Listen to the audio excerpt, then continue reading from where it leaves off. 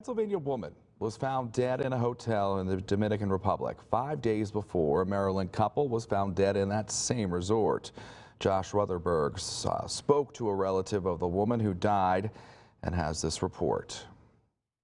What we thought was a freak event, now we don't know. Jay McDonald says his brother-in-law Dan Werner and his wife Miranda Shop Warner flew to the Dominican Republic on May 25th to celebrate their 9th wedding anniversary. The couple checked in at the Grand Bahia Principe Hotel in La Romana, went straight to their room and began to relax. Miranda even had a drink from the minibar. At one point she was sitting there happily smiling and taking pictures, and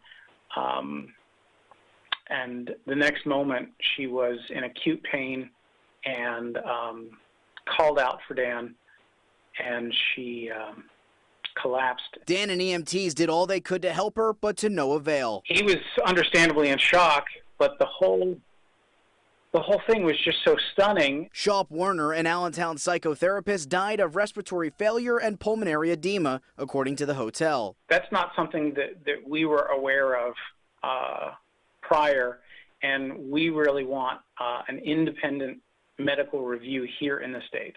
He did say she had a heart issue 15 years ago, but doctors gave her a clean bill of health. 63-year-old Edward Nathaniel Holmes and 49-year-old Cynthia Ann Day of Maryland checked into the hotel the same day as the Whitehall couple. 5 days later, after missing their scheduled checkout time, hotel staff entered the room and found them dead. Dominican Republic National Police say Holmes and Day died of the same cause as Shop Warner. Following the couple's death, the hotel posted a statement saying, quote, "There were no signs of violence," and adding, "We are in complete collaboration with authorities, but as the investigation is ongoing, we have no further information to share." She was a very sweet person, and at 41 had a lot of life ahead of her.